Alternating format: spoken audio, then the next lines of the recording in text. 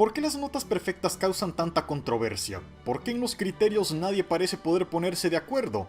¿Y por qué es tan común ver tantos 7? Dicho sea de paso que eso también genera controversia. Bueno, no soy el señor de la verdad absoluta, pero llevo mucho tiempo en esto del internet y las webs de periodismo como para hacer una idea medianamente acertada de lo que está pasando y poder explicar el por qué. Lo primero que quiero achacar es el tema de las notas perfectas. Muchos no lo querrán admitir o reconocer, pero la subjetividad siempre está presente en todos los ensayos porque sin importar cuántos libros leas, al final cada quien sacará su propia conclusión de cada texto. Incluso si varias personas llegan a la misma conclusión, no necesariamente lo harán de la misma manera. Digo esto porque así es como los historiadores interpretan la historia. Leen muchos libros de varios autores, pero al final cada uno saca sus propias conclusiones. Pero eso es cuando hablamos de historia. ¿Qué pasa cuando hablamos de evaluar el entretenimiento? En este caso los videojuegos, pero en realidad aplica a cualquier forma de entretenimiento y más aún cuando nos ponemos una nota que va del 1 al 10. Para empezar está el hecho de que muchas veces en los portales de periodismo se da más importancia a una marca que a la persona que redacta el texto. Esto es algo que con el tiempo se ha ido corrigiendo poco a poco, más que nada en habla inglesa, pero ciertamente aún nos falta mucha trayectoria por recorrer. No sé si lo saben, pero antes de DalloScript existió un tal José Altozano que redactaba para el portal GamePro TV. Sin embargo, creo que es justo decir que nadie sabría identificar los análisis de José Altozano de dicho portal, ya que todos están hechos con el mismo formato de edición y montaje y ni siquiera usaba su propia voz. De ahí que haya tanta inconsistencia en los textos de los portales a lo largo de los años. Difícilmente se mantienen a los mismos redactores por más de 5 años. Tampoco sé si saben esto, pero muchos redactores de la prensa de videojuegos no están ahí con la idea de quedarse ahí, sino de usar la experiencia adquirida en el currículum para saltar a otro medio. De hecho, algunos ex periodistas pasan a trabajar en casas de desarrollo de videojuegos, ya sea como escritores o incluso diseñadores y directores. Si todo esto que estoy diciendo no sirve para comprender el porqué de tanta disparidad e inconsistencia en los criterios, entonces he perdido mi tiempo.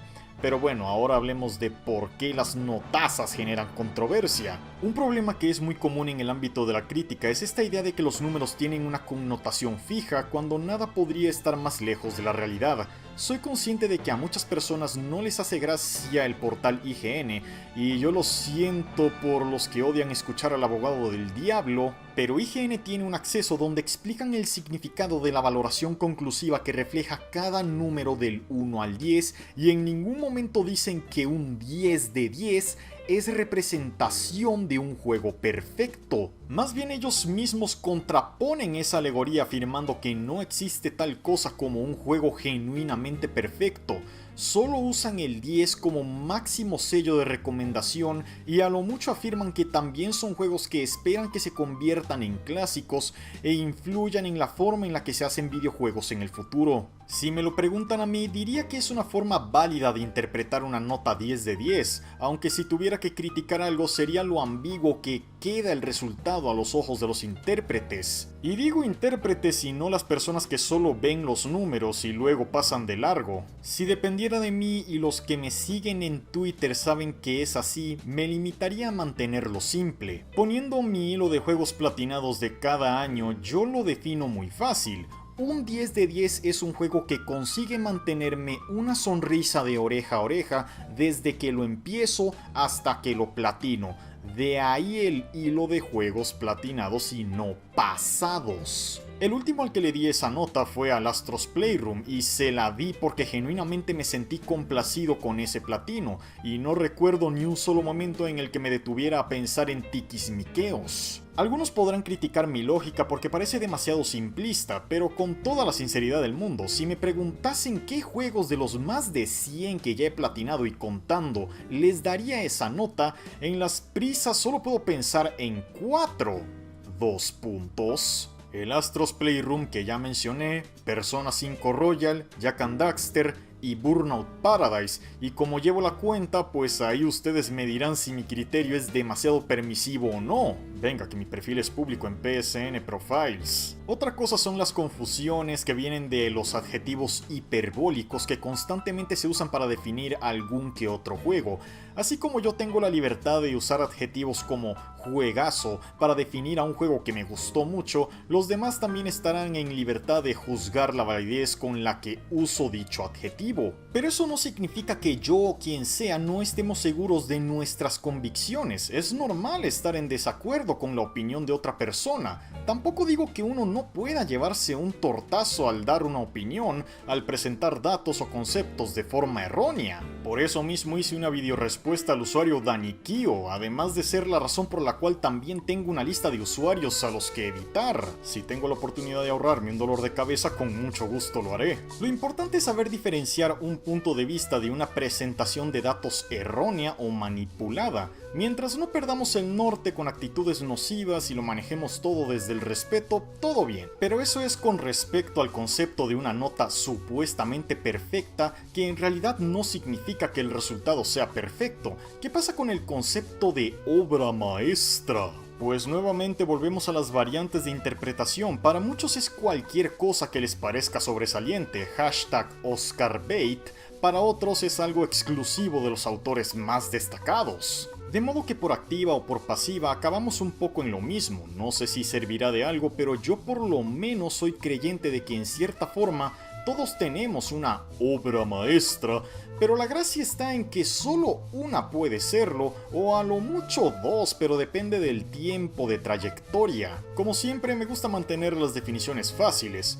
Una obra maestra es aquella producción que tiene el mérito de ser la más importante para la historia del autor / casa de desarrollo. Si tomamos como ejemplo a Hidetaka Miyazaki, creo que no debería de haber muchas dudas. Incluso si consideras que todos sus juegos sean dieces, me parece bastante difícil debatir que Dark Souls sea el juego más importante tanto para la historia de Miyazaki como la del estudio From Software. Eso no significa que haya que despreciar a Bloodborne o Sekiro, pero decir que esos dos juegos hayan definido a la industria de la misma forma en que lo hizo Dark Souls es pecar de ingenuidad. Y digo ingenuidad por no decir fanatismo. Yo por lo menos solamente puedo pensar en 4 juegos que hayan tomado nota de ese par: Lies of P, Wulong Fallen Dynasty, Taimisia y los Star Wars Jedi de Respawn, y creo que estoy siendo generoso. Con esto no quiero dar a entender que sea necesario redefinir la industria para poder tener una obra maestra,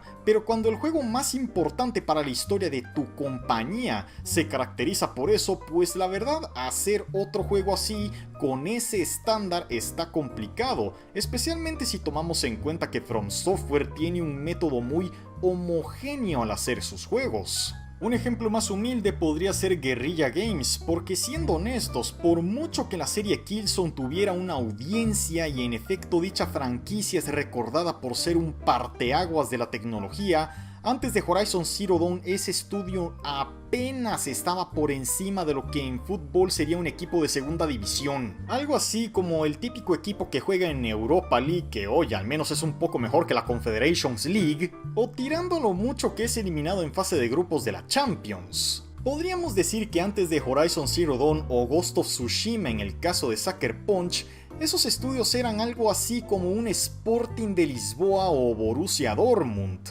y ahora son más como un Chelsea o un Inter Milán. Y es que tampoco hace falta rebuscar tanto, gustarán más o menos los pelijuegos, pero es innegable que de lo que llevan esos estudios de historia, esos son los juegos que catapultaron su reconocimiento en las grandes ligas. No estarán a la escala de Naughty Dog, pero al menos ya no son un Borussia Dortmund, o peor aún. ¿Existe alguien que puede tener más de una obra maestra? Pues bajo mi lógica y a lo mucho creo que solo Shigeru Miyamoto cuenta con semejante privilegio. La influencia de los primeros Super Mario Bros. Y The Legend of Zelda es una que aún perdura a día de hoy. Y si nos vamos al reino del 3D, nuevamente vemos a la marca de Miyamoto muy presente. Super Mario 64 y Ocarina of Time no serán los juegos más acordes a las sensibilidades modernas, pero el legado que dejaron en la forma en la que se hacen los videojuegos en sí es innegable. Y eso nos deja solos con el tema de los 7 y por qué hay tantos, haciendo a un lado el tema de conceptos, de las interpretaciones personales que le damos a tal o cual número. Es bien sabido alrededor del mundo que las evaluaciones del 1 al 10 o 100 consideran al 7 o 70 como el mínimo aprobatorio. Por eso comúnmente se dice que 7 es una nota promedio, igual regular, igual normal. Contrario a la asunción del consciente colectivo, la palabra mediocre no significa que algo sea malo, sino decepcionante por ser menos de lo que podría ser, sin cruzar el reino de lo defectuoso. La propia palabra afirma el medio en sí, añadiendo un monosílabo en la terminación. Y claro, al ser una nota que se da tanto, al mismo tiempo es una que termina despreciándose por lo fácil que parece ser conseguirla. Dejando de lado el tema de los criterios individuales que muchas veces parecen actuar bajo el mismo tren de razonamiento, si lo vemos desde una perspectiva comercial, haciendo referencia a los juegos que llegan a las tiendas en formato físico y gozan de un alcance publicitario que se considere razonable, creo que es justo decir que lo más probable es que como mínimo esos juegos lleguen a ser entretenidos. No más por eso diría que es razonable tantear la posibilidad de que a lo mejor esas notas promedio sean genuinas. Tal vez sea solo una suposición mía, pero dudo mucho que los accionistas que consiguen producir juegos que ganan foco de atención sean incapaces de determinar cuándo están haciendo una inversión que acabará en un desastre. A menos que estemos hablando de juegos como servicio que de salida no tienen una audiencia para poblar sus servidores y así mantenerlos, pero eso es otro tema. Lo cierto es que cosas como Left Alive, The Quiet Man, Daikatana o Sonic Boom y 2006 son casos muy puntuales provenientes de una gestión desastrosa. La razón por la cual es normal que no haya más juegos merecedores de notas de 4 para abajo es porque activamente eso es algo que se trata de evitar. Pero entonces queda la pregunta, si a lo largo de un año salen decenas de miles de juegos que podrían protagonizar esas notas inferiores a los 4, ¿por qué nadie los cubre? Si me lo preguntan a mí, creo que esa pregunta es un tanto ridícula porque casi podría decirse que se responde sola. Es más, yo mismo puedo ser partícipe del ejemplo. En mi lista de juegos platinados hay juegos oscuros que no conoce nadie y que de seguro recibirían una de esas notas inferiores al 5 basándonos en la teoría del criterio colectivo que usa el periodismo convencional. Juegos como Eon Driver que tienen problemas de estabilidad y solo 2 pistas,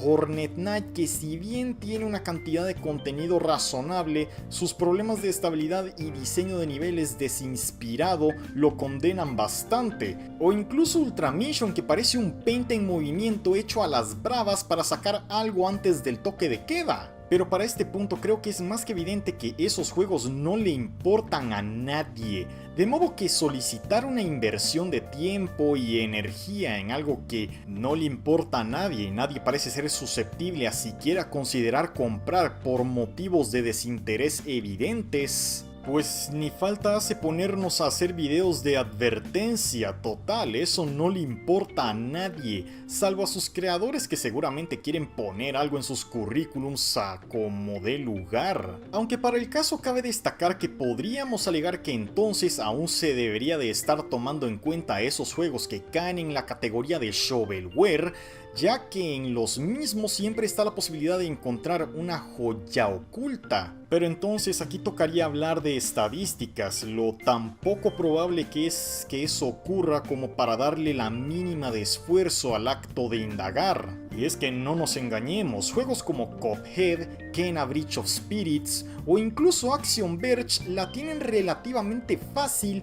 para emerger en la superficie visible de lo que aparenta ser un oscuro fondo sin fin. No es cualquiera el que puede hacer algo tan notable como para que pueda despuntar en notoriedad con solo lo que aparenta ser meritocracia. E incluso con la esperanza de encontrar una joya en bruto y poniéndome como ejemplo otra vez sobre lo que he encontrado nadando en este océano, lo más a lo que aparentemente se puede aspirar es a encontrar un Rush Rover, un Hat Up, un Bucket Knight, juegos que si bien tienen virtudes que demuestran que fueron hechos con ganas de hacer un producto del que sus creadores se sentirán orgullosos, simplemente es imposible negar el hecho de que para los estándares de los pocos juegos que destacan, están demasiado por detrás como para generar algún tipo de interés por parte del gran público. Que ese es otro tema, el público al que la prensa estándar se dirige. Y en serio, sé que da la impresión de que soy el abogado del diablo, pero a menos que venga alguien a corregirme y me diga que efectivamente se puede mantener una familia de 3 hijos con casa y coche incluidos con el salario de un periodista de videojuegos, pues no sé por qué esperar semejante hazaña por parte de ellos. Y si fuera tan fácil, pues a ver si tú lo haces mejor. Y no es porque tenga algo en contra de los siguientes a los que voy a mencionar, pero si tomamos de ejemplo a canales como 3GB, Cultura Videojuego o el controvertido Plano de Juego, yo en lo personal no los he visto salirse mucho de la normativa cuando hablan de videojuegos alienantes, o por lo menos cuando hacen los típicos videos de lista. Porque que yo sepa, Neon White fue anunciado en un Nintendo Direct. Ya me dirán sus seguidores hasta qué punto los estoy subestimando o infravalorando. Como conclusión final, solo puedo decir que si bien las polémicas por las reseñas y sus números seguramente nunca acabarán, por lo menos espero que aquellos a los que lleguen mis palabras empiecen a considerar los beneficios de tratar de cuanto menos entender el por qué se llega a una u otra conclusión. Yo, por ejemplo, no estoy de acuerdo con el 6 que el usuario modo replay le estampó al Assassin's Creed 2, pero eso no significa que no entienda su tren de razonamiento, el cual lo llevó a la conclusión de que Assassin's Creed 2 es un 6. Y en efecto, eso es algo que puedo aceptar y respetar. No es como que haya presentado mal los datos o los haya tergiversado, convirtiendo la exposición en una charada rebuscada como ha hecho tal que Nvidia o Dayo Script en sus peores videos. Mientras no perdamos de vista el norte, no habrá nada de qué preocuparse, aunque seguramente ya habrá alguno que otro que estará más allá de la salvación.